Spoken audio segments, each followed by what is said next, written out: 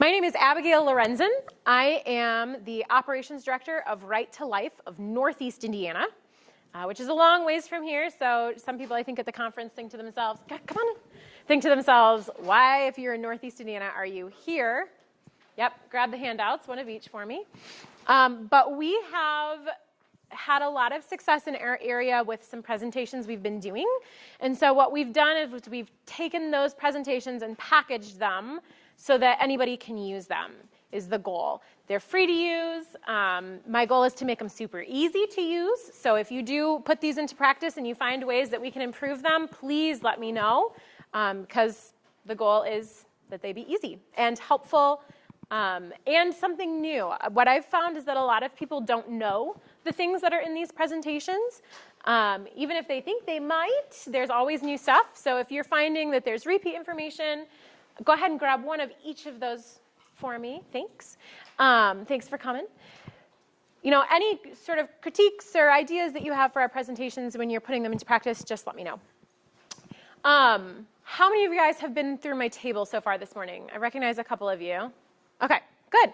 I would encourage you to stop by. I did not bring my fetal models with me up here because they're down on my table, hopefully attracting more people to that while I'm gone. But stop by and I can show you those. How many of you have seen the fetal models that I'm talking about? When I say fetal models, you know what I'm talking about. Maybe? Yeah, good. They range in sizes. They start as small as 7 weeks, 8, 9, 10 weeks is one set. And then 12, 16, 22, and 26 weeks, right? Obviously getting progressively bigger. If you have a Lutheran school, Owen's mission through Lutherans for Life will get you a set of those models for free. It is their mission to get a set in every Lutheran school in the country. So Lutherans for Life is here at this conference, and I can help you connect with them so that you can get a set for your school if you don't have one yet. Okay? And then the first trimester set, I don't think that they supply. But it's something to look at and consider. If you've got a little room in your budget, it's definitely a really helpful tool to have. So as we go through these, I'll show you kind of how I use them, but I don't have them up there with me. The half sheet of paper that you have is some general information. If you are not the person at your church or school that makes the decisions, this is a great place to start with the person who does make the decisions. It's a little introduction. And it also has this site's URL on it. So this is the host page for our presentations, and I wanted to show you what it looks like so that you can find it and navigate it when you want. So I'm going to just scroll through it here. A lot of it is repeat from that half page, so you know you're in the right place. There's an interest form here. The purpose of that is so that you can let me know that you're wanting to use the presentations, and then I can work with you for any tailoring that needs to be done, make sure you've got the materials that you need, any questions that you have, or walk you through the presentations again. So that's a really great way to contact me. But then it's the actual presentation, which I'll show you here in a second. This is for the younger kids. The presenter outline, which you have in your hand. And then again, the older presentation and the outline. There's also a student handout, which I didn't print out for you, but it is helpful to have if you're talking to those older kids. It's a good takeaway for them because some of these, it comes out a little fast sometimes, depending on how much time you have, and so that outline, you know, is something that they can stay with. Be left with, I should say. So I'm going to walk you through this first presentation. And this is to give you an idea of how these could possibly be used. My dad, who's back there, Michael Eschelbach, is a professor at Concordia University, Irvine.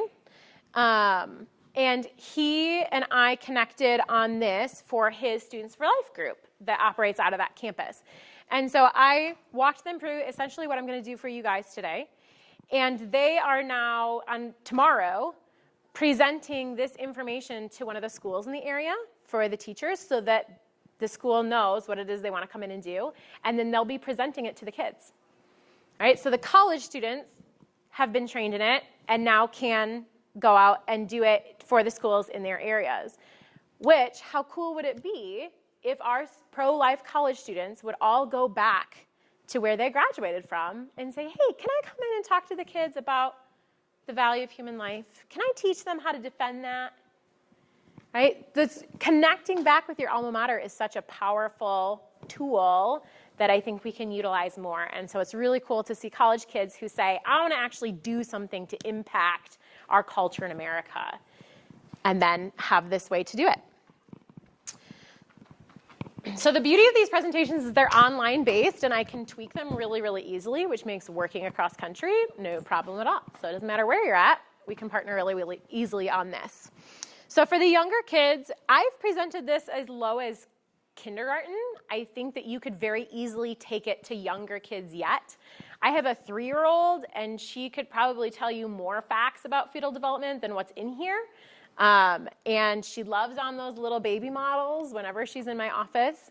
And so I think you could take it really, really young if you wanted to, just depending on the structure of a school. You know, maybe you've got a pre-K, a preschool, whatever. This is easily adaptable to just about any age. Even the college students that as I was walking them through this, they didn't know the facts that were in here.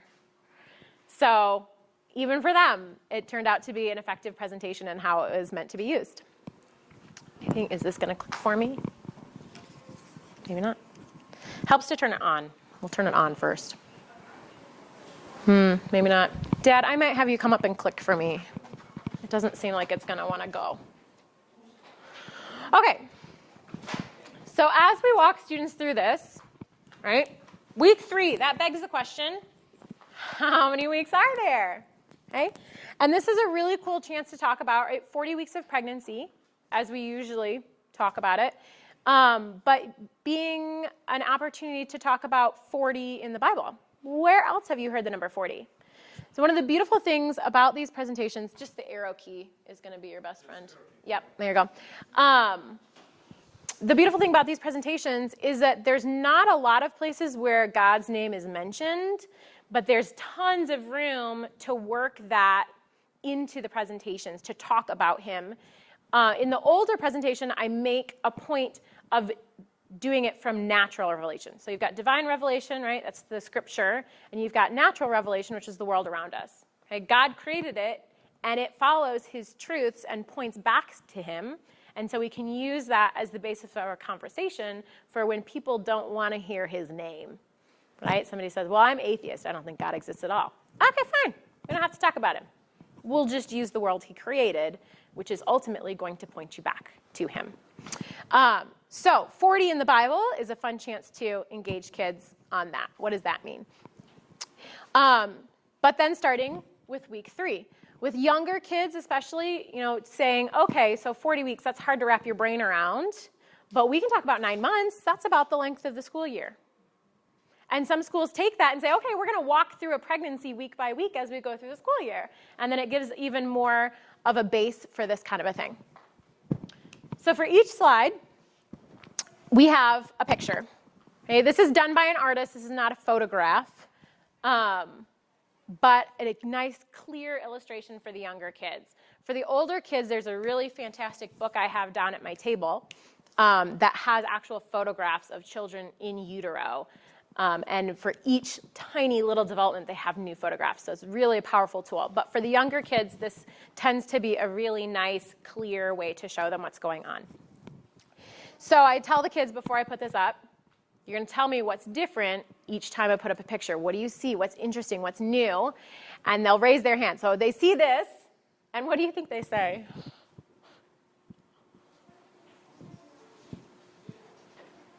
Their very first comment out of some of their mouths, depending on their age, is, weird, right? Which is a fun chance to say, well, then you looked weird, because this is what you looked like when you were 3 weeks old, right? But then, okay, what do you see? So I ask them, what do you see in this picture? What are some things we can talk about? So what do you guys see? How well do you know your own development? What do you see? You see a heart? You see a head? Spine. You can see your spine really well. What about this? It's a yolk sac. When do you ever get to talk about your yolk sac? Never. for her, right? Nobody ever gets to talk about their yolk sac, right? But you get to explain to kids how God has created you so well that until your umbilical cord and placenta, which isn't shown, are up and running, you've got a lunchbox packed that has everything in it that you need. That's incredible. And then over the course of time, you'll see it get smaller and smaller and smaller and disappear, right? Which is one of their favorite things to point out. You'll see on most slides, I have something written for, to say, right? Baby's heart started beating. But again, the beauty of the flexibility of this program is that you can do your own research into fetal development, do your own reading, add in whatever it is that you want to talk about. And the kids do a great job of pointing out every single tiny detail for you. So you have a lot of chance to talk about what it is that you want to really explain to them. So even, you get kids who want to talk about the veins and the arteries inside the umbilical cord.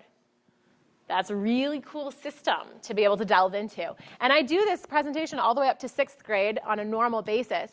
And the 6th graders are really ready to talk about what is a placenta. Very cool, right? Those are interesting conversations for them because they don't ever get to talk about that stuff. And it's a really nice opportunity to, again, highlight God's amazing design. And as we foster that awe, it also fosters self-respect. Right? God has designed me in an amazing way. And that is only going to help us as we move farther into high school and college, right? So fun groundwork being laid.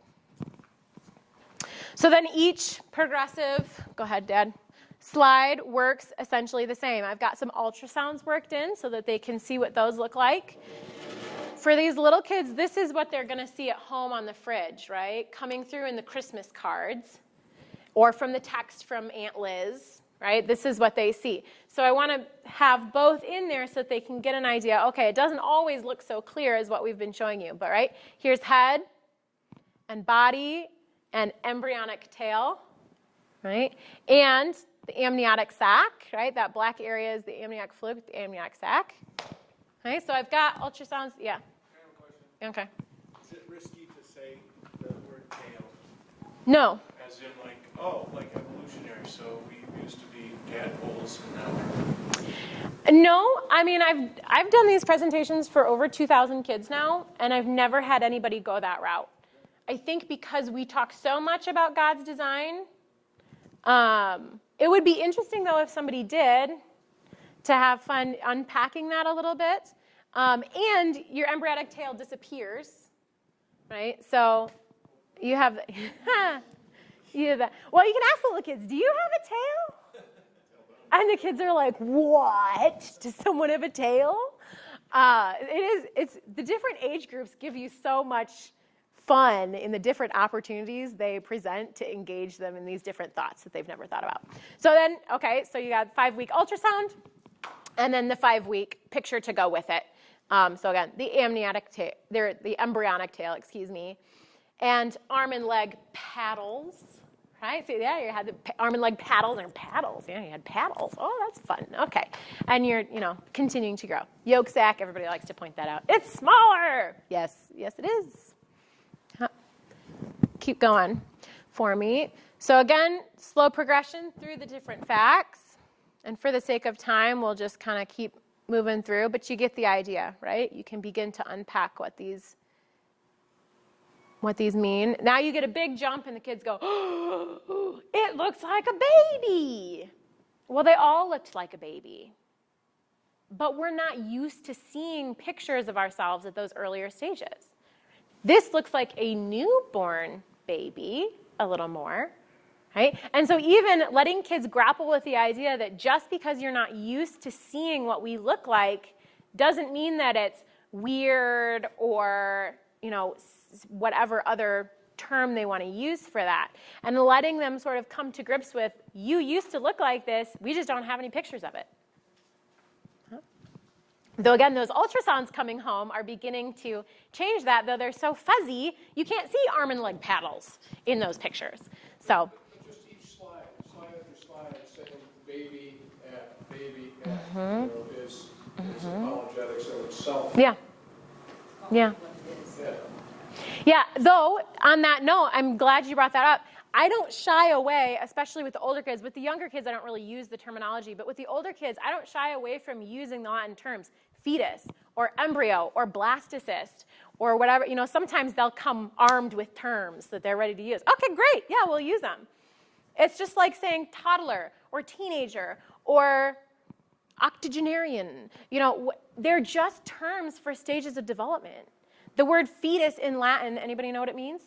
What it actually translates to? It means little one, young one. Okay, great. Fetus, no problem.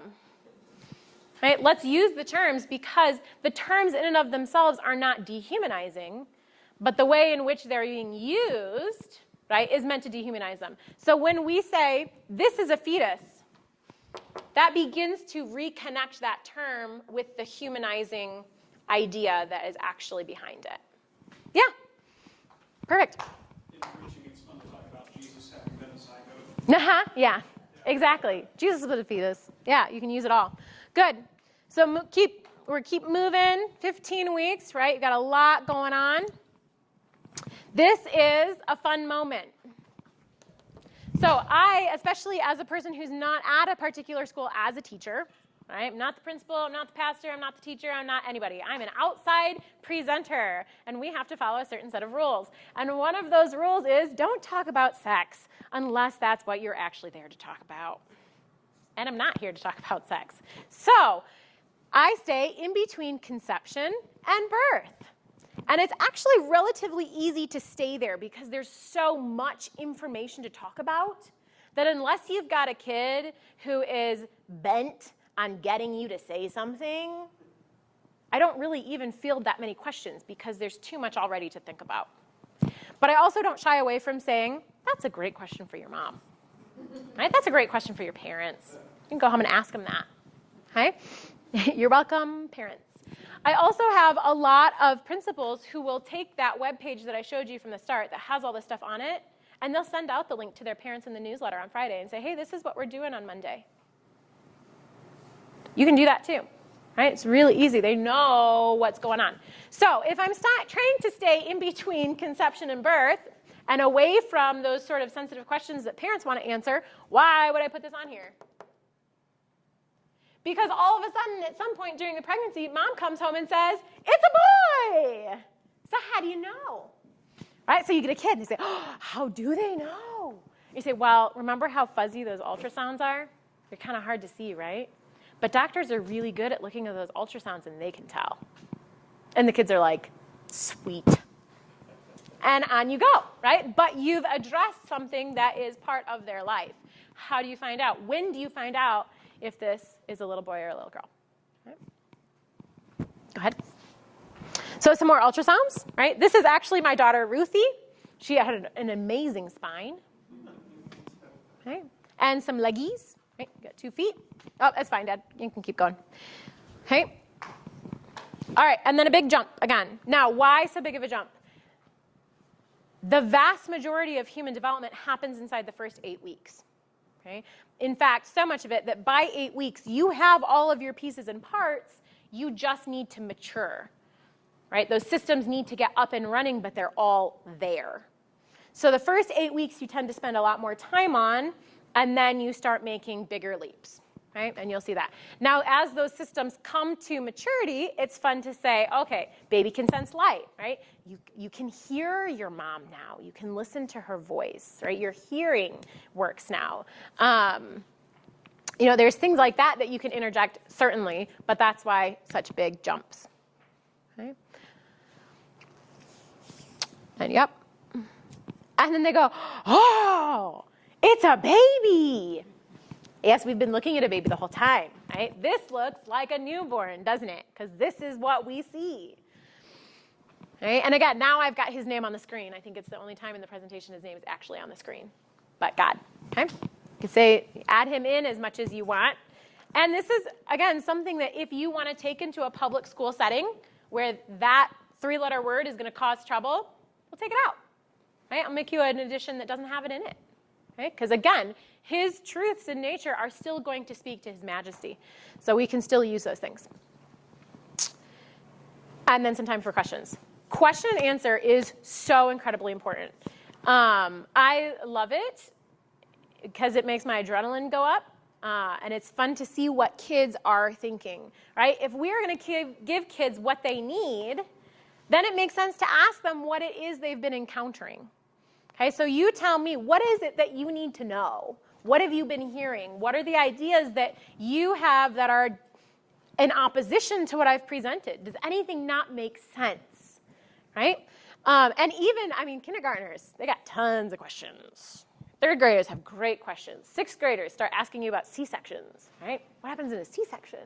And you can figure out where do you want to draw the line. At some point, you can kick it back to the teachers and say, what do you think about that question? You want me to answer that? You want to save that one for the parents, right? So it's a really nice relationship to have with the school where you're coming in and you're presenting something that maybe they're not ready to present, but working inside of the bounds with which they're comfortable. It's a really nice place to live. What's the most common thing for you to hear from the kids where they are misinformed? In this age level, there's not a whole lot that has worked itself in sort of pro-choice propaganda-wise yet. That is usually starts 7th grade. So I don't know. Yeah, I don't know that there's a whole lot in this one. So it's much more uninformed. It's much more uninformed. Sometimes it's that somebody just has their fetal development facts wrong, and depending on what it is, like if a kid's like, my mommy told me that I grew my toes when I was this old, and you'd be like, no, she's wrong, right? So you handle that a little more delicately. But yeah, for these things, I don't know that there's. I think the overall idea would be that these people on the screen are in some way different than us, and just breaking that barrier. This is what you looked like, and the models really help with that too, right? When they're able to hold it in their hands, this is how big you were. And if you ask little kids, right, when they come to my table, I say, "Did you know you were this big once?" And a bunch of little kids will say, "No." Like, yeah, you were this. And their moms are funny because their moms are like, you were, yes. You didn't start this big. We would have had trouble, right? So that's a fun, it's just that, what did I actually look like? Because I don't have any pictures of that. I can't look in the mirror. And pregnant bellies, the little kids are so fun because pregnant bellies are at their eye level. And their moms are pregnant, or their aunts, or their friends' moms. They're around it constantly, but they can't see what's going on. And then all of a sudden, you get a baby. So taking, in some ways, that mystery away and showing them this is the really cool thing that's happening behind the scenes. Yeah. Creation Museum has an awesome display in 3D, and they've got some 3D posters of each stage of it. Yeah, I haven't been. But I get that comment from people, yeah. One of these days I'll make it down there, yeah. How much, what percent do you do public schools versus Christian schools? Right now, I'm not in any public schools. I haven't even asked. Because in Northeast Indiana, we have a wealth of Christian schools, and I'm not even in all of those yet. It takes, if you don't have a connection with the school, it actually takes quite a bit of doing to get in there. Bless their hearts. I think they're trying to do good, but we got a lot of guard dogs inside the Lutheran churches, which is good, right? You don't want to just let anything in, right? We want to be fair-minded, not open-minded. So, okay, let's really take a look, but then let me come in and you can take a look at what I've got. Don't just like screen my calls out. Do you do K through 8 or something, one assembly, or do you try to break them out? I always break them out. Always. Not every grade individually, because a lot of our Christian schools are pretty small. But I try to keep it, and I've got this written out when you have a chance to look through all those notes. I've got it written in there. I usually do K to 2, 3 and 4, 5 and 6, 7 and 8. Because it keeps the maturity levels a little closer together, right? If you try to do kindergartners and 8th graders in the same presentation, you're going to end up with bored kids, because either the information's over their head or it's way under them. And we want to make sure that they're not right? This material is not boring. So if we can cater to their maturity levels, then we can keep that fresh. Yeah, good. Any other questions? Hi, Kathy. Try this backwards where you go 40 backwards. I haven't ever tried that. It would be interesting. Yeah, because then you start with what they know and go backwards. Though the shock value of the first slide is really fun. It's super fun. Yeah, but yeah, that would be interesting to try. I'm going to switch screens to the older kids' presentation. Now you're giving us this on your website? Yep, so I think, did I have the URL on there? Check that half page for me. It says Abigail at chooselife.org. Oh, good. Okay. Is it one of the handouts? Yeah, so go ahead and maybe jot it down if you've got a pen, or if you don't, come visit me and I'll get it for you. It is ichooselife.org. Easy enough to remember in that regard. And then, oh, yep, sorry, ichooselife.org. And then / you teach. Like you pick strawberries, you teach. I think either work, but you.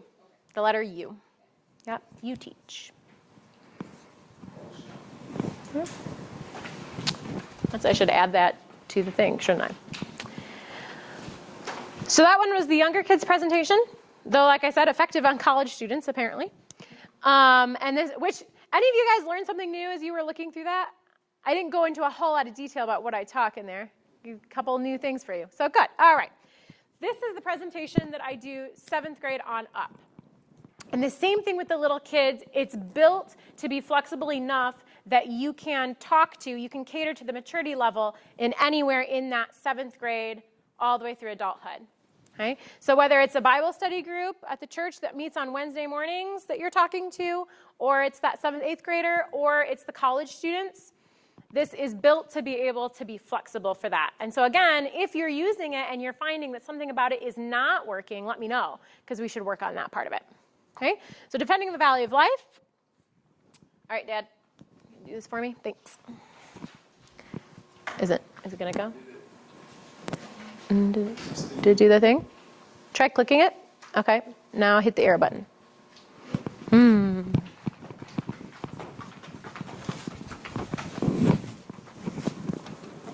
One thing that we will do is rehearse this so that it works for you when you need it. Now the down arrow? Or the right. Yeah. So here's what we work through. We start with embryology. Then we talk about what's going on in the U.S. And this is the piece where it's important to let me know if you're going to use them, because I'll update the statistics for you. Okay? And then the apologetics piece is the vast majority of the presentation. Okay? So a little bit of what we just did. Again, you can unpack these as much as possible. I spend a fair amount of time on day 1 because of this piece. From the moment of conception, as a single-cell embryo, you are whole, unique, and human. So asking kids, what do those mean, and then how do you defend that? How do you know that you're whole, unique, and human from the very start? Anybody want to take a whack at explaining one of those? Your eye color is determined, your gender, all of that's determined right away. So is that whole or unique? Uniqueness? Unique, okay, yep. So it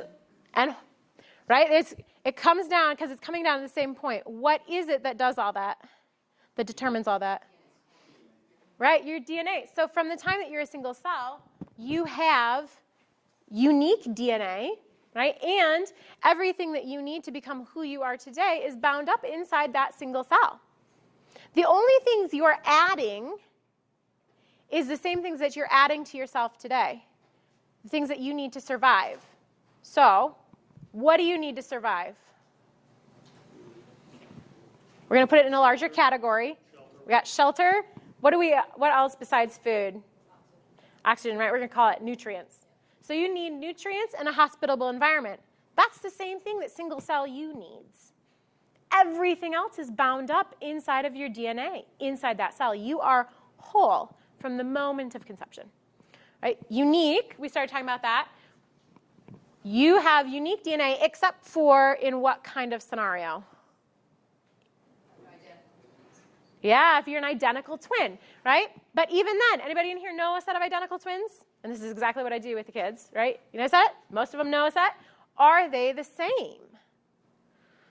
No. So even you get some kids who are trying to like, yes, they're the same. No, they're not. Think about it. No.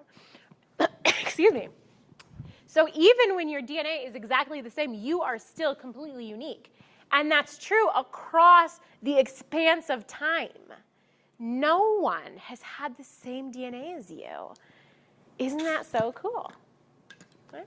So again, with fostering the self-respect piece, this begins to really do a good job of that. What about human? We got whole, we got unique. What about human? Don't think about it too hard. Distinct from the animals? How? How do we know that?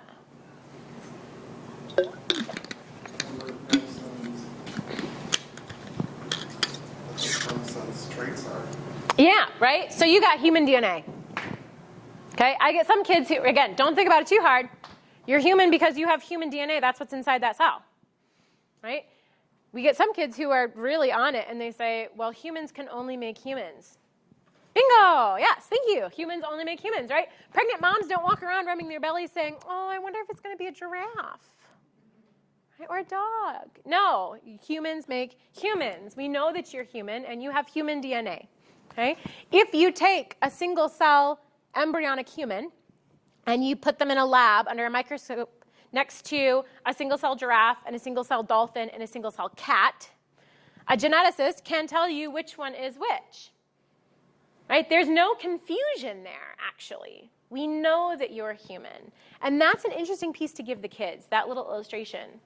That even when you're a single cell, you might look on the outside like other things, but you're not.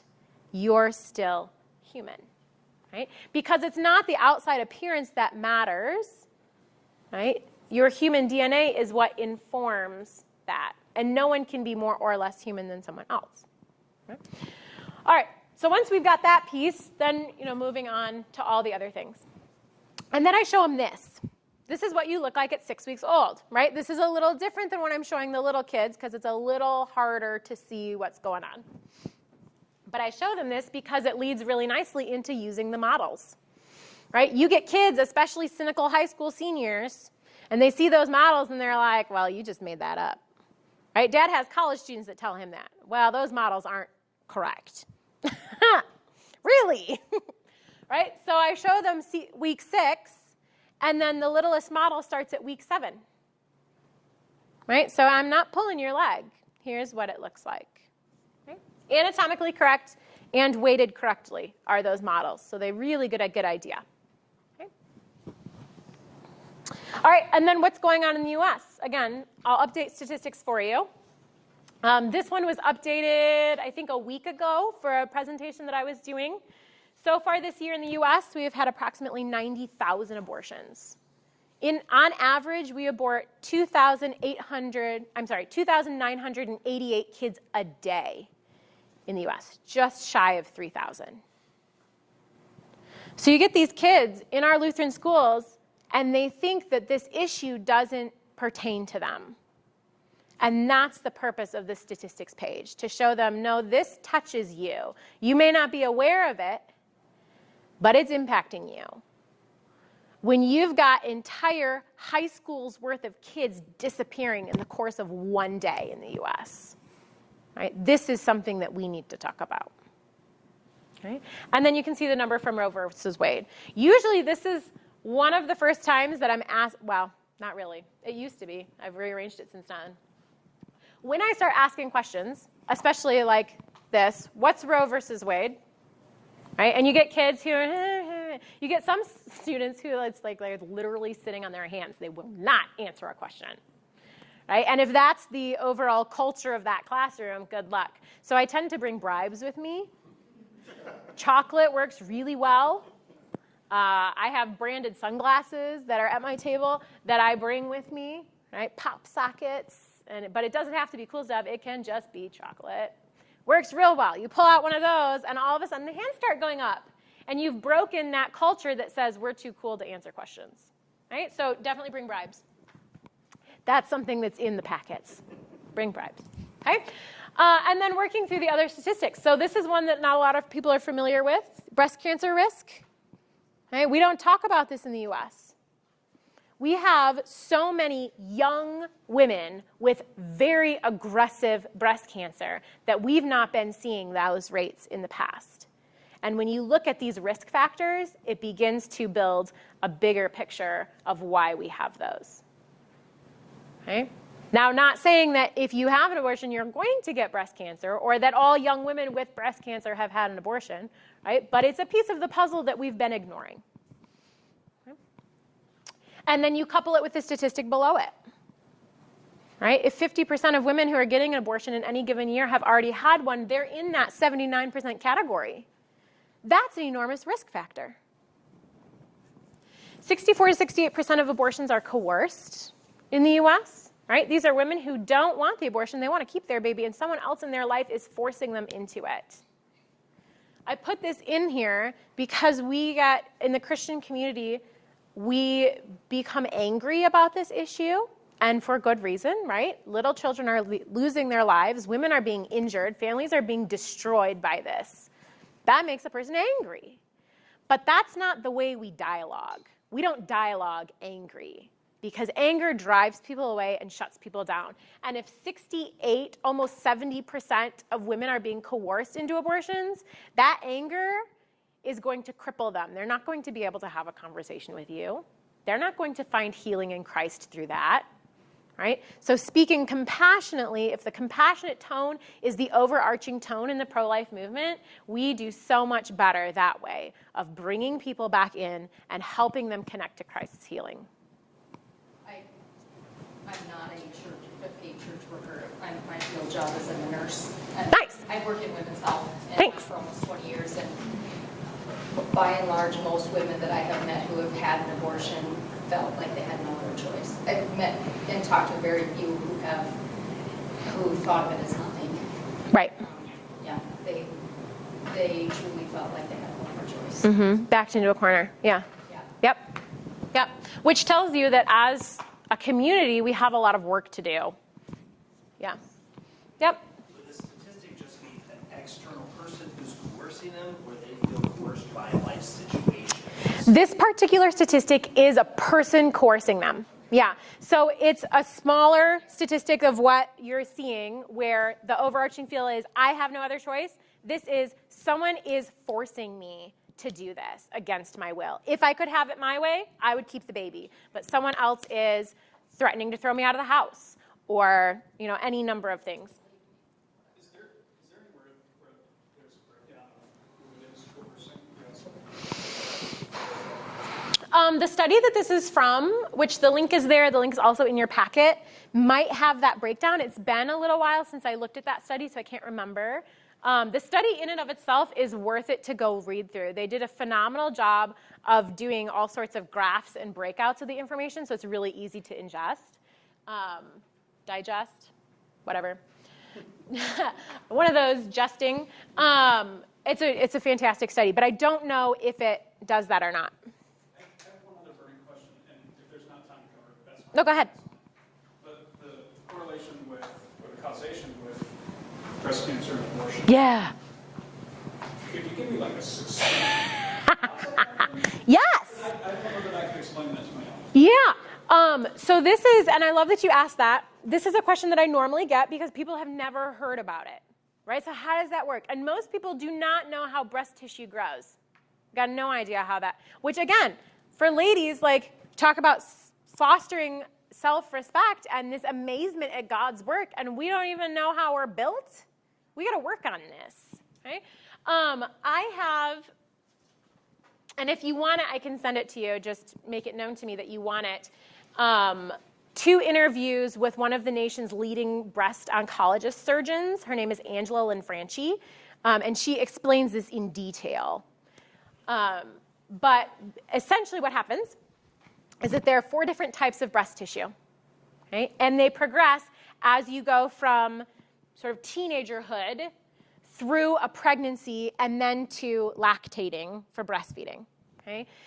The first type that you have when you're a teen, right, and before any pregnancies, is extremely cancer susceptible, okay?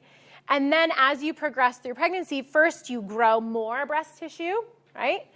And it's still that cancer susceptible kind, and then slowly becomes, as it shifts through the different types, less and less cancer susceptible. So what's happening is that women who end their pregnancies, and this is true whether it's abortion or miscarriage, right, which is obviously an unintentional ending of a pregnancy, but if their pregnancy ends in that first susceptible type of breast tissue, they're left with tissue that's still cancer susceptible, but more of it. So you've essentially increased the size of the target. Okay? And then in our culture, you have a pretty strong birth control movement happening. And so you're washing that cancer susceptible tissue in all these extra hormones. Well, estrogen is a type 1 carcinogen.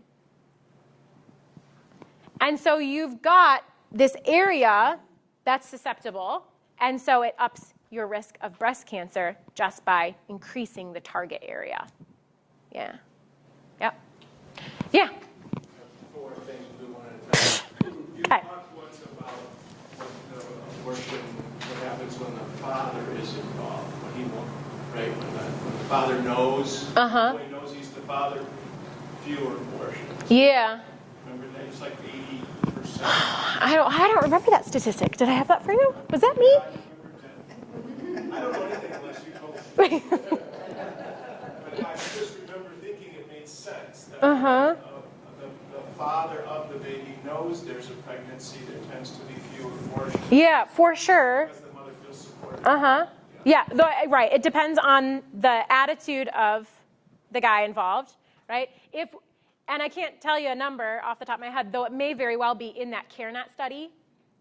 But when we see the men say to the women, we can do this, that makes all the difference in the world. If he says, I don't know, that's your choice, he has effectively said to her, I don't want that baby.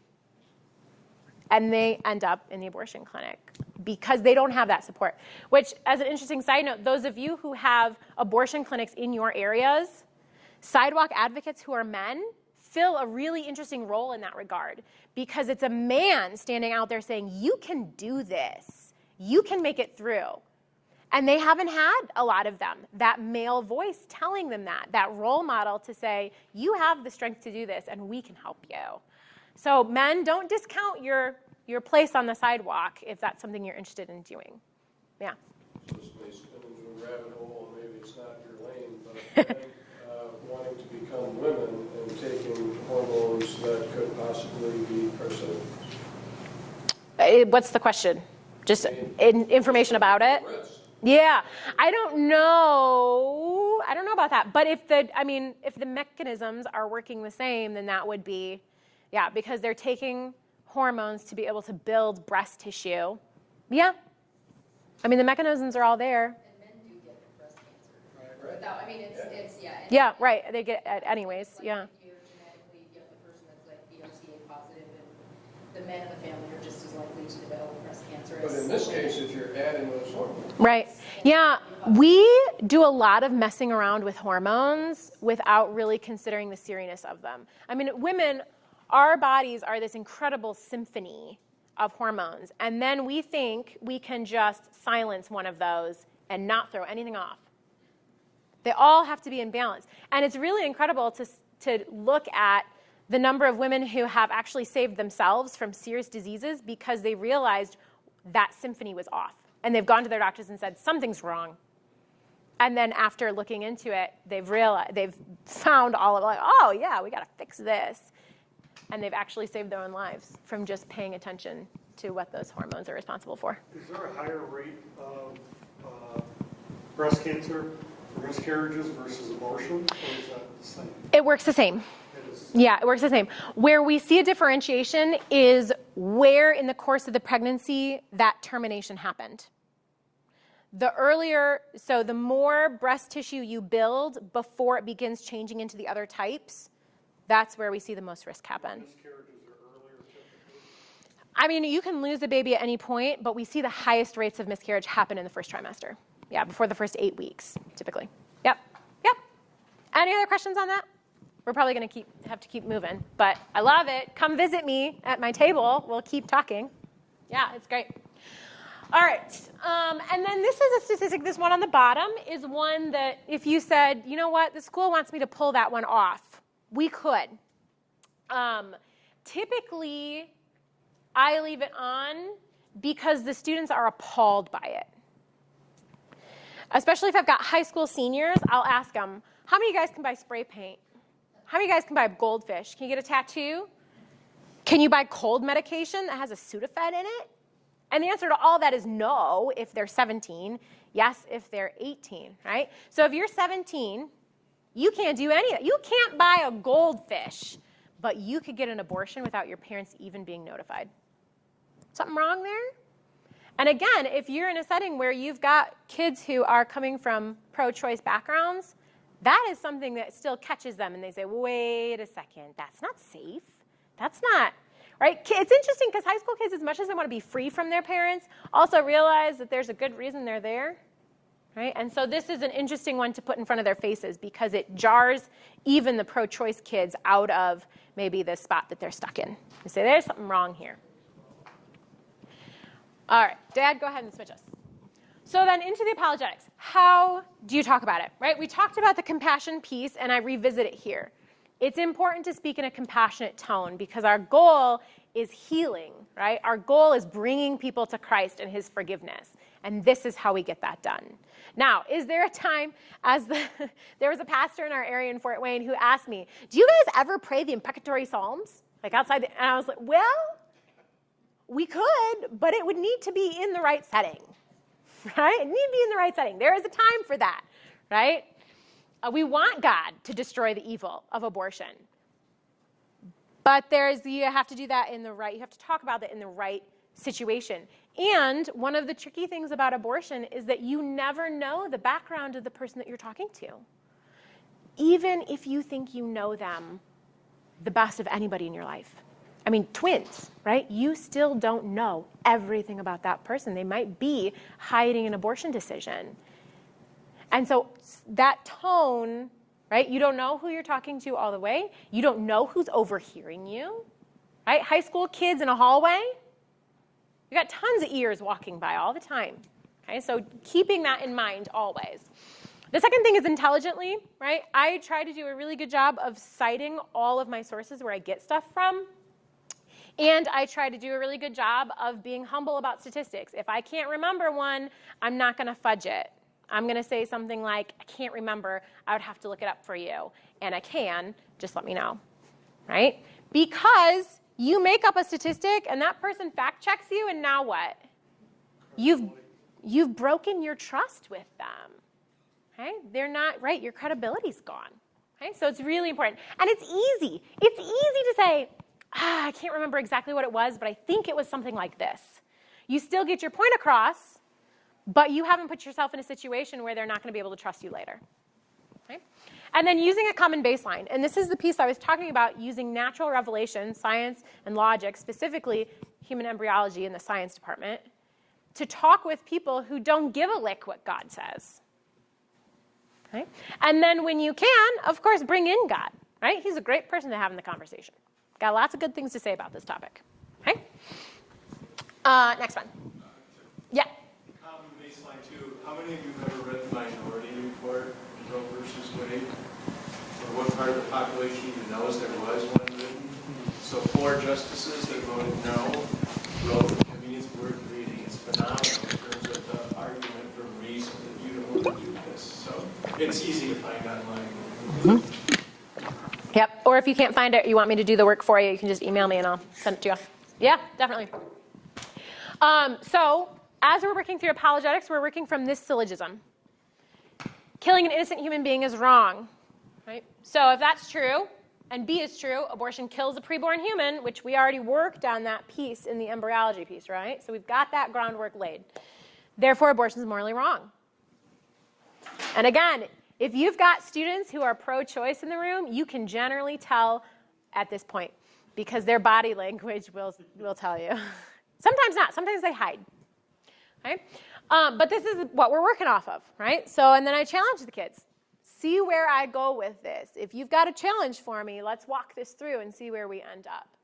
Okay? You don't have to sit there and be lumps on a log. You can engage me in this, which is why I love the question and answer portion of presentations, because it allows kids to go, okay, you said this, but what about this? And then you get a chance to explain that out further. Might be better to have those come in one at a time. I'm not going to remember that from now until when I get back to my table, so email it to me. Well, I'm just saying, because then they're not against you. From the start? Yeah. Yeah. That's true. That's true. I'll have to fix it, but I won't remember it, so please email me. And then I tell them, too, we're going to add a word to this. And the word we're going to add is intentional. Because there's something else that ends the life of a preborn human, and that is miscarriage. And the difference between the two is intentionality. Right? The intention makes all the difference. And that's going to become really important when we're talking about life of the mother scenarios. What is the intention of the actions that we're taking? Right? So I add that in there. And I don't have it written in there because I like having a conversation. We're going to add it in. Right? So that one's not a typo. All right, so what changes your value as a human being? Okay, the abortion argument is largely based on the idea that somebody has more value than someone else, and therefore more rights, more protection under law, right? Those things flow from that. So let's talk about human value. What changes your value as a human being? Let's talk about human equality, right? Sort of related conversation there. What is human equality based on? And for the sake of time, I'm going to give you the answer, right? But with the students, it's good to do the back and forth, make them think about it. What's human equality based on? And at this point, we're going to leave God to the side, and we're going to talk as if we're in the secular world, okay? So leave God in his name over here. What's human equality based on? What do we all share in common? Humanness. No one's more or less human than anybody else. Right? If you choose a trait other than humanness to which you can assign value, or say these people have equality and these people do not based on this trait, you've done the same thing that Hitler did. And again, I don't supply the kids with those answers, right? You ask them to think through it. Can you think of a time in history when someone chose a trait and assigned value to it? You have to be human and this to be valuable, right? Hitler's always the first answer. Always. Cracks me up so bad. Hitler! Yes. All right, good. Okay, so talking through human equality, what's it based on? So if humanness is what makes equality, right, I shouldn't say what makes equality, if humanness is what our equality is based on, okay, then we're going to talk about these four differences between who you were when you were, and I hold up a model, this size, and who you are now. Because there's only four differences, and none of them changes your value as a human being. None of them changes that equality line. So what are those differences? Have any of you guys read Case for Life? Yeah. Okay, you're going to know the answers if you remember them. Okay? If you're into this kind of thing, read Case for Life by Scott Klusendorf. This presentation, a lot of it is built off of his work. Okay? So, four differences. We're going to spell out the acronym SLED, S-L-E-D. And this is spelled out in detail in those notes, so we're going to move a little faster for it, so we've got some time for question and answer at the end, okay? So that's why I'm sort of chugging along here, but it's in there for you. And of course, you know, we can connect anytime if you want to be walked back through it. So, here we go. Oh, I forgot. Here's your human equality slide. Sorry. And one more.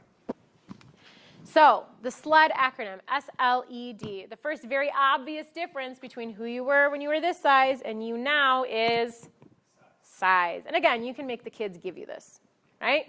As a general rule, anytime you can do questions as opposed to a lecture format, you're going to get farther with the kids. For one, it makes them engage. And if you've got the chocolate to go with it, you're on a roll, right? For two, if they're supplying the answers, they've thought about it, those answers are going to stick in their mind more, and there's more buy-in. right? If one of their classmates is supplying the answer, that goes a whole lot farther with them than if you're just telling them the answer, okay? You build the questions in throughout the entire presentation. Yep, pretty much. Yeah, and you can get a really good sense of nobody ever knows the answer to this question. Or they don't know the answer, but they're real close, and I can walk them over. We can get there, right? So it is a little bit of just figuring out how the shoe fits. Yeah, they can always get size. They figure out size. All right, so size. Does size change your value as a human being? Okay, and at this point, I also introduced something called Trot Out the Toddler, but usually not by name. Do you guys know Trot Out the Toddler? I saw a smile. Not specifically, but it's kind of obvious. Okay, yep. So Trot Out the Toddler, right? So, and this is fun because I bring my baby to work with me. And so my baby comes with me to my presentation. So I have Tom Tom. He's in a sling usually, eating puffs. And I say, Tom Tom is a different size than me. Does that make him less valuable? No. Okay. Right? So if you can't justify a difference in value and size from Tom Tom to me, right, then to this person to me wouldn't be a value change either. What about my husband, who's 6'4" and like 270 pounds? He's a big dude. Is he more valuable than me? If he shot and killed me, would he be justified on the basis of size? No, right? Again, that's a pretty effective one with the high school kids. They like that one. Okay. They're like, how tall are you? I'm 5'1". Okay, now we got that. So, yeah, I can't fit it in my car, right? Unless he bends at the waist, put him in the front seat. It's illegal for the carpool lane. You can't do that. All right, so S-L-E-D, we got the S. What do you think the L is? These are differences between you and you now. Level of development. You got it. They generally don't get the ones that are 2 words because they consider them cheating. You cheated, that's 2 words, 3 technically. All right, so your level of development, right? Very different. Again, Tom Tom to me. Is our level of development different? Is Tom Tom less developed? For sure. Does that justify me killing him?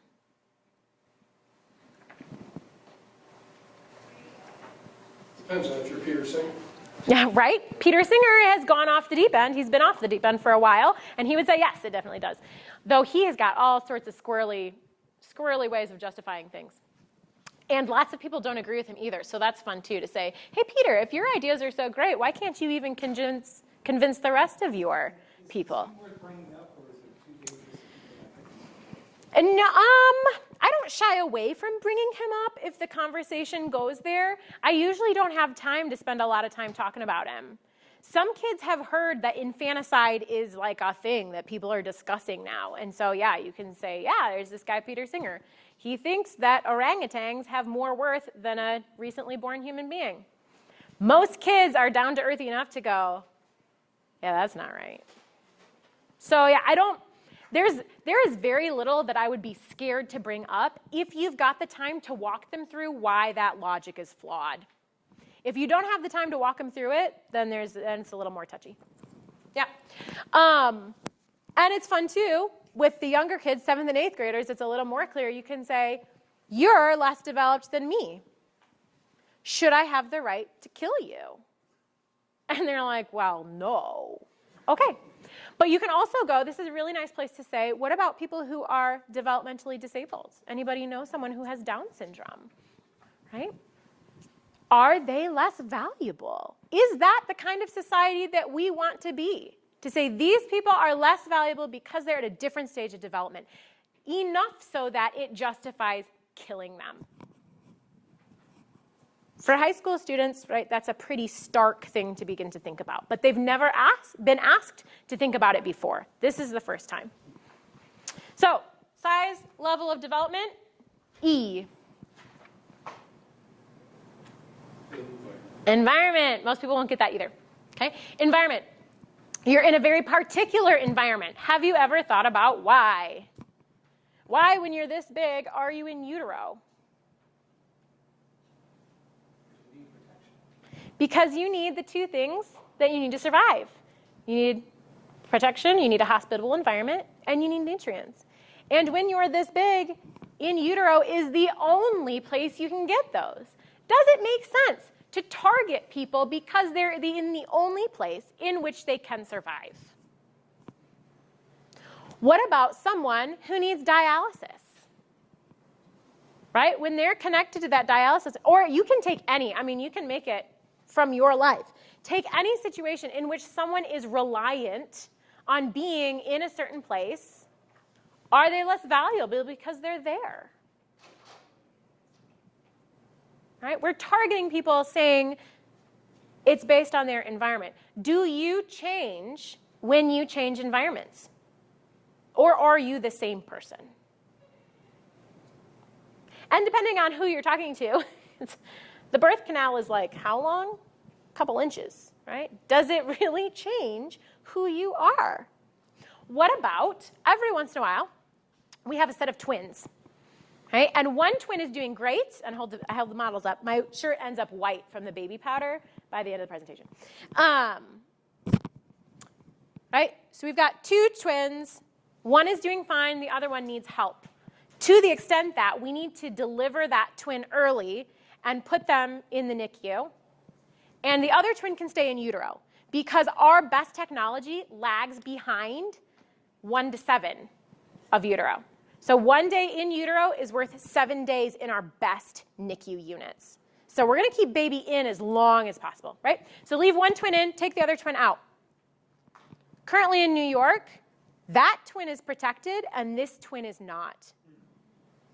And the only difference is the environment. Does that make sense? All right, and the last one is degree of dependency. Okay?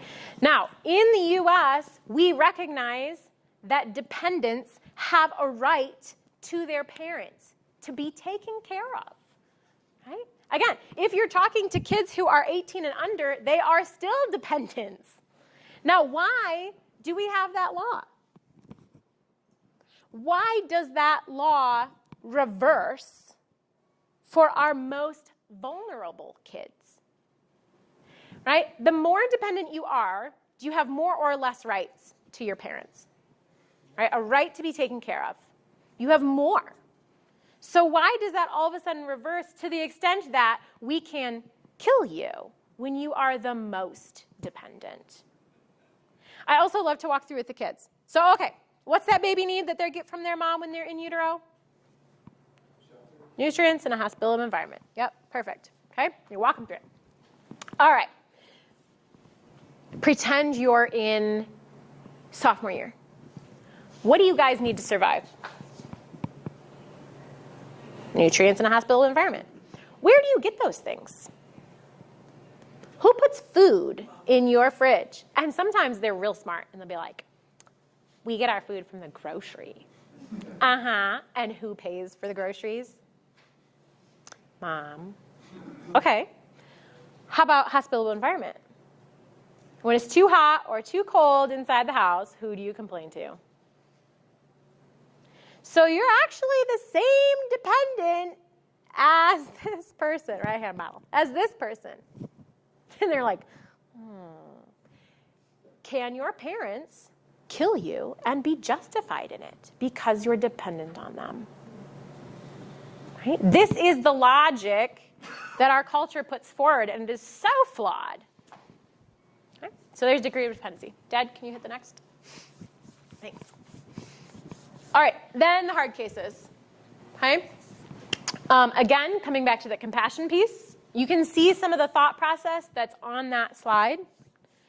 One thing that it's really fun to ask, and there's a dramatic pause in it, so you got to get the timing of the pause right. You can say, well, first of all, let me back up. In the compassion piece, I make it really clear to the kids, right? When someone says, what about in the case of rape?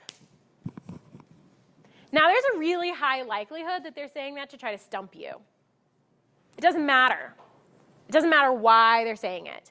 Assume that someone in their lives, maybe them, has been raped and has conceived because of it. Why? Because it puts you in the right frame of mind.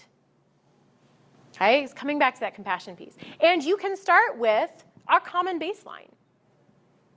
I cannot imagine if that happened to me or someone that I love. Rape is tragic, and the rapist should be prosecuted to the fullest extent of the law. It should never happen to anyone. Start there. Right? See what that does for the conversation? It takes all the combat out of it. Right? We are working at the same level here. Now, we're talking about 2 victims, not 1. Does it make sense to give a victim capital punishment? You are giving that child the death penalty for something that they had nothing to do with. Do we punish children for the crimes of their parents in the US? Right.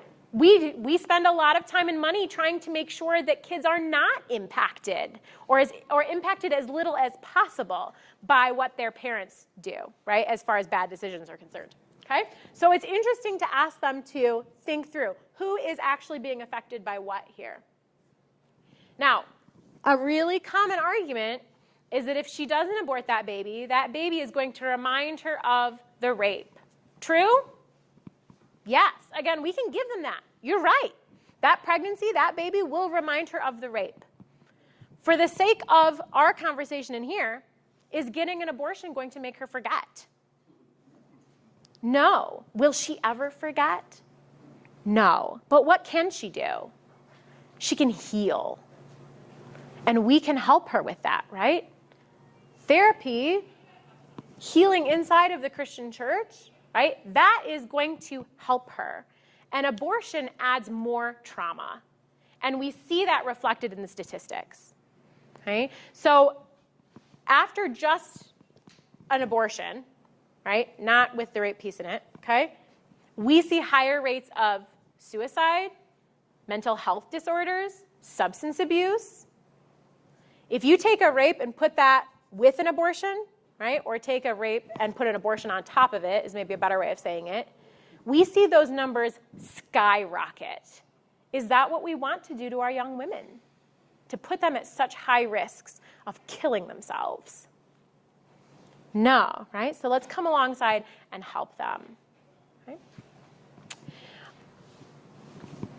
This is a piece, that piece is one where you could spend a lot of time. Okay? And if you want to talk through more of it, we can do that, right? But on a one-on-one basis. Okay, back to this intentionality piece, and this is the last piece that I have. Life of the mother, right? What are the hard cases? Rape, incest, and life of the mother. This is the one usually that people will say first because they don't want to say the word rape for good reason, okay? And that rape piece is one where I always check with the principals of the elementary schools, 7th and 8th graders. Do you want me to talk about this or don't you? Because I can take that slide out really easily. And it goes both ways. And then I ask them too, if somebody brings it up in question and answer, you want me to answer that question or you want me to direct it to a private conversation? Like, hey, you know what? I'd love to answer that question for you. Let's connect outside of this class. That kind of a thing. Okay? But life of the mother is easier to talk about. And this intentionality piece makes all the difference. Okay? The question at the bottom I find is really helpful. If we could save the baby, would we? In an ectopic pregnancy, right, when baby's implanted somewhere other than the uterus, right, as that baby grows, they're going to be forcing that area that they're in to expand, and it's not meant to. And a lot of times we have a really, really high risk of mom dying if we don't take that baby out. Not to mention the fact that you're going to lose baby, because fallopian tubes, for instance, are not meant to expand. Right? So we take baby out. Is that an abortion? If we could save the baby, would we? Yes. Right now, there's not a way to reimplant those babies that we take out from ectopic pregnancies.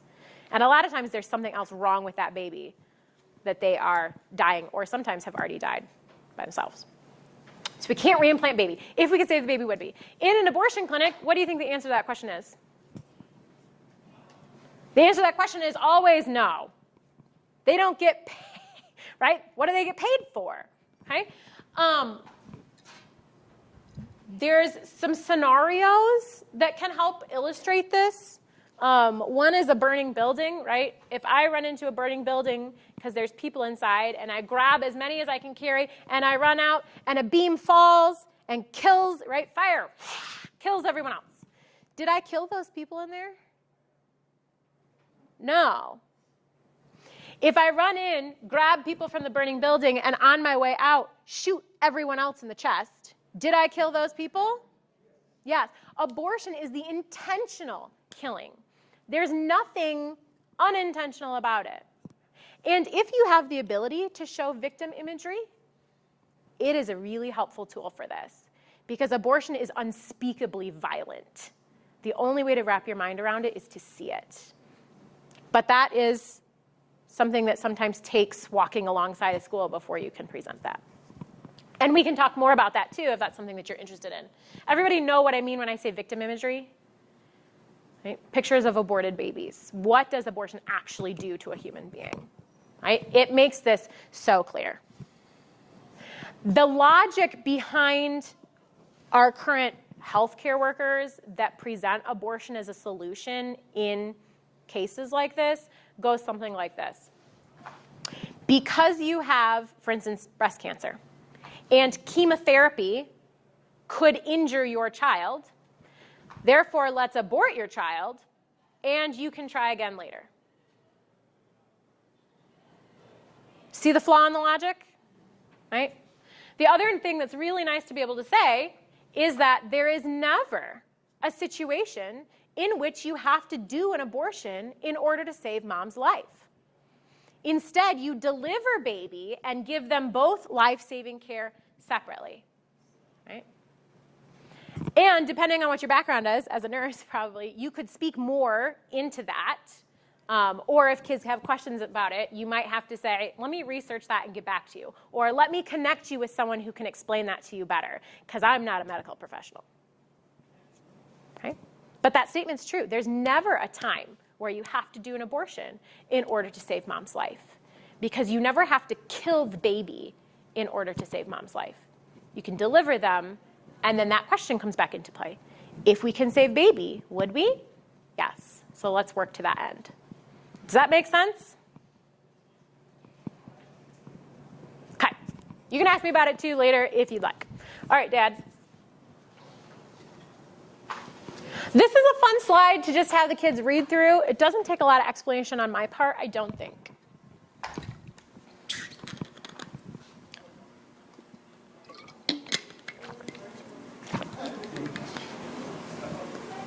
Right? So super liberal states like New York.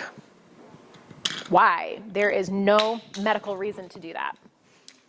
All right, Dad. And then, again, this is a slide that we would tweak to be specific to you guys. What's going on in your area? What do you want the kids to know about? What do you want them to get active in? This is some of our stuff going on. And then, again, we would tweak this to, however, if there's somebody else that you want them to be able to connect with, or if you want it to be your contact information. These are those. The kids in this presentation don't get the ultrasounds, so I stick them here. Okay? All right. Do you guys have questions? You already asked too many. Put your hand down. I love that he still has questions. Yeah. He's probably seen this how many times? How many times have you seen this? Only a couple. No, it's been more than once. I'm not going to want to get in the way of it. Yeah, I know. Yeah, take it outside. Well, I was going to bring up my daughter. I've got a 17-year-old daughter. I'm amazed at how many kids she knows who have taken the Plan B pill. Well, it's over the counter. They don't need a script anymore. Yeah. Yes. So many. Yeah. It's, yeah. And a lot of them are pro-life. A lot of them. And they've justified, they've figured it out in their minds that this is different than abortion.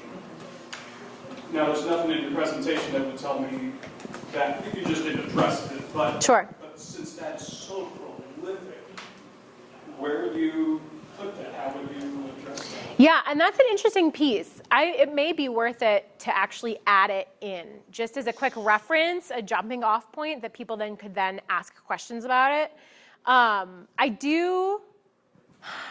I would say in maybe 50% of the presentations I do for high school students, somebody asks about Plan B.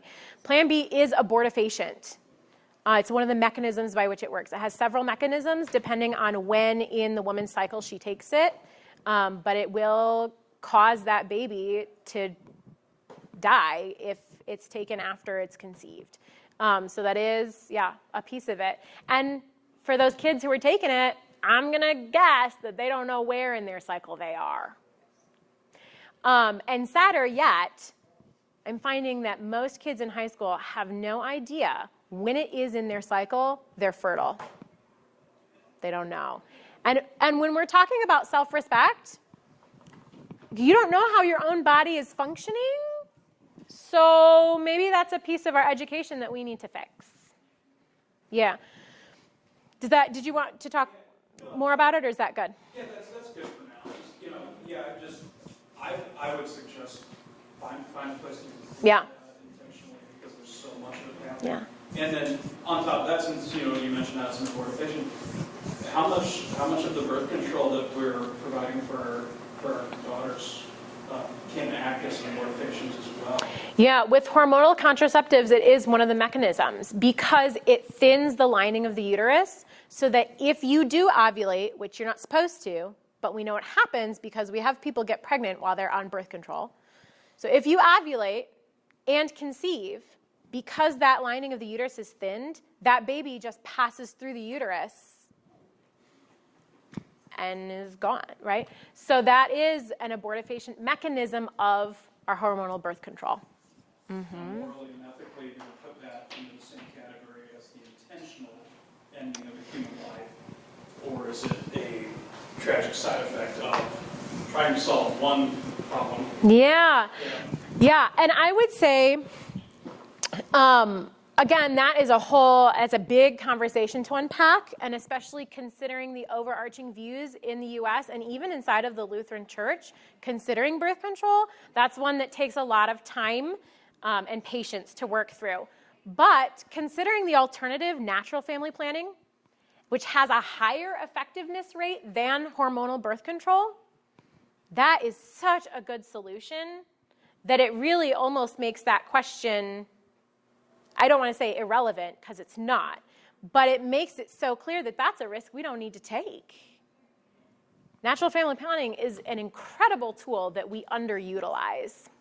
And again, if you've got more questions about that, I'm happy to field those. Yeah. The engaging the young lady who's facing difficulty in this decision, I think they have to legally be told about it when there are certain situations. My daughter, we thought our granddaughter had osteogenesis imperfecta at the 20-week mark. We were waiting for the phone call to find out the gender of the baby. I got a phone call with my daughter crying, finding out osteogenesis. So my daughter, who's a Christian, right to life, panicked and started considering going to Atlanta for an abortion. And so we had long conversations, prayer throughout the weekend, and her husband's a solid believer. So we kind of walked this road. She was in panic mode. Yeah, you're exactly right. Because she was afraid of how much is my baby going to suffer if it wasn't brittle bone disease, and what's this mean? Well, our granddaughter's 3 years old. She's healthy. She's fully developed, and it was the two large bones were bent in the ultrasounds, and it has something to do with a genetic condition she does have. So she may be a tiny bit smaller in stature, but that's it. So It's okay. but at 20 weeks, she didn't know. Yeah. And so it was my wife and I, and then her in-laws and everybody were supporting her, but she was in full panic mode for about a week. Yeah, and so 2 points off of that I want to hit on. First of all, this presentation, these apologetics are really good for conversations that aren't people in that panic mode, right? Because women who are considering abortion, most of them picture a person who's drowning, right? You're drowning, and you've got this thing that's weighting you down. What are you going to try to do with it? You're going to hold the bowling ball above your head while you swim? No, you're drowning. You're going to try to get rid of it, right? So that's the mentality behind the abortion decision. It's a survival mode. I need to survive. How do I do that? I get an abortion. right? And so, yeah, the panic, it's totally panic. This, what I've just taken you guys through, is not effective in panic. While you're drowning, let's talk logically about, no, that's never going to work, right? And similarly, I mean, we do, and I can, again, connect you with resources, we do training for people who are talking to women who are in that panic mode. Because you don't say to them, have you named your baby yet? What? Like, oh, I'm drowning. Here, hold this baby while you try to tread water. It's a completely different, I mean, it's a different world, right? So yeah, you're exactly right. People are in panic mode, and we need to be able to talk to that. This is not how you talk to that, but it's a really good way to shore up and galvanize our people so that when they're presented with panic mode, they have a foundation from which to operate. They're not going to back off this. We're going to figure out a way to solve this and work through it. And especially in the Lutheran Church, we have such an enormous resource to us because Christ has redeemed those people. We're not losing babies. We're losing them physically, but not eternally. So it takes some of that panic out too, right? Keep the long view, as Dad says. Keep the long view, right? Where is this going really? So if we keep taking that long view too, we can sit down and we can work with that panicked woman because we're not all bent out of shape about where this baby's soul is going to be, right? That baby is safe. So now let's take a little time and a little compassion and some patience, and let's see if we can help her out of panic mode. Yeah. Yeah. Good. What else? Yeah. I just had a quick comment. Mm-hmm. Several years ago, we had Lutherans for Life chapter. Sure. And a lady who was a nurse, she was born and raised in the church. She was very active in the church. Mm-hmm. And she came up to me and said, "Mom, can I ask you a question? Why do we have a Lutheran for life? It's legal." And we assume that people know better than that, but they don't. It's so important. We're talking to people, and the rest of us do too. Yeah. Yeah. And the number of women who say, it's legal, like post-abortive women who say they did it because they didn't think it was bad because it's legal, right? Some people in the U.S., they want to say, well, you can't legislate morality. Morality is exactly what we legislate and should, right? That's, yes, that it. How so? Why do you think that, right? So because abortion is legal, people do carry that mindset that it can't be that bad. Because if it was that bad, it wouldn't be legal.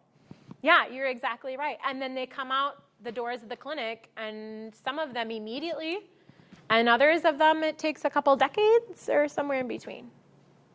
Yeah, to realize what happened. Yeah. Yeah. What else? Other things I can answer for you? After all the good questions, why can't a 17-year-old buy a goldfish? I'm not. I know I should know, but I mean, I feel. I think it's similar to the spray paint thing. Like, you can't buy spray paint. Yeah, PETA probably got to them and said, you got 17-year-olds doing stupid things with goldfish. I think a while ago there was a goldfish challenge to see if you could swallow a goldfish. Yeah, so I don't know if the law predates that or if it postdates that because people are stupid. But, you can try to hamper it. Yeah, you can try to hamper it. Yeah. Good. Anything else? No, thank you. Thank you. Good. Good, good. You can. I love question and answer, so hit me up. Yep. And don't be scared of it when you're doing it yourself, because if you don't know the answer, just say that and say, I'll get back to you on that. It's a great way to do things. Good. Well, my table is sort of against that far eating area, kind of in the corner there. So if you want to come visit me. We'll talk more. However, I can be a resource. Thanks, guys.